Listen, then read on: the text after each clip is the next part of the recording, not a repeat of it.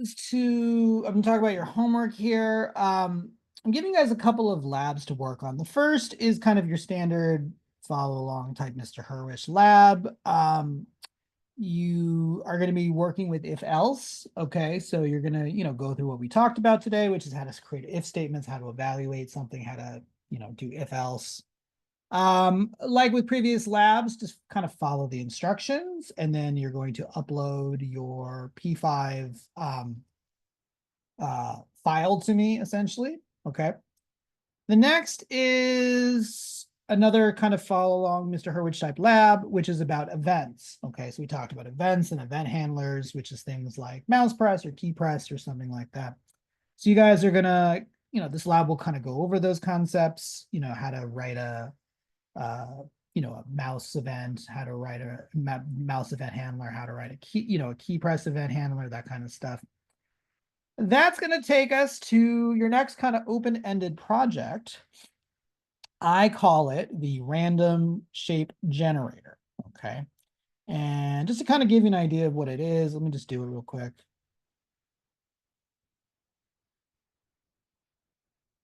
Okay. I'm going to do this again. So I call it the random shape generator because what it does is it randomly places a shape every time I click. Okay. So there has to, you guys are going to have some sort of event handler that handles input like a key press or a mouse press. And then after a certain number of times, it's going to switch from a circle to a square. Okay. You'll notice in my example here, every time after it adds 5 circles, 1, 2, 3, 4, 5, then it always switches over to the square. Okay. So you're going to build something like that. So the official overview of this is students will build a program that creates a circle in a random location. Like in other labs, if it's a circle, do I care if it's a circle or a square or a, text? I don't care. Some sort of object needs to appear randomly. It needs to be created from an event from the user. So that could be like a mouse press, a keyboard press, double click, something like that. We'll talk about that there. After 5 shapes, it should then start adding squares. Hint, hint, you're going to need an if statement for this. Okay. Once again, do I care if it's a square or a triangle or whatever? I don't care. In other words, after a certain number of times, it needs to switch from one thing to another thing. That's all I'm asking for. Okay. Is it 5 times? Is it 10 times? I don't care. Once again, I'm saying 5. If you want to make it 10, fine. I do not, I can look at your code and tell what's happening. Okay. Some requirements: your canvas should be 500 by 500. A circle or similar graphic should be placed randomly in the canvas along the horizontal and vertical position. This should be placed randomly and not from some sort of pattern or algorithm. Adding the circle or graphic should be done by an event. That means it shouldn't just be done automatically. The user has to do something like clicking their mouse or,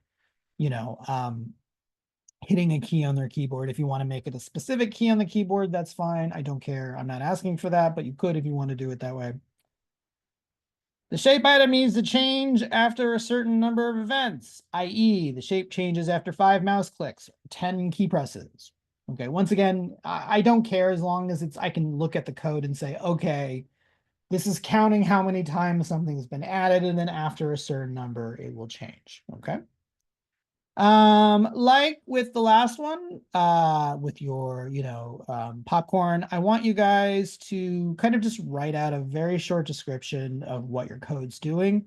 This is so that I know that you're writing your own code and not using like ChatGPT or something.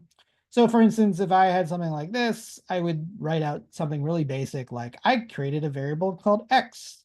Using the draw function, I am, updating that variable once per frame or whatever. Okay. It doesn't have to be really long. I just need to sort of know, I need to know that you know what you're doing. Okay. As in, if I asked you to explain to me what your code is doing, you could give me a rough definition of what your code is doing. That's what I'm looking for here. I don't need it to be super long. 1, 2 paragraphs is fine, you know. What I want you to do is then put the URL and the document, the code description in a folder, submit that to me, and you know, that's how we do this. Okay. So all three of these, you know, today is March 31st. This will be due April 7th, which is the Monday after next. Okay. Or next Monday.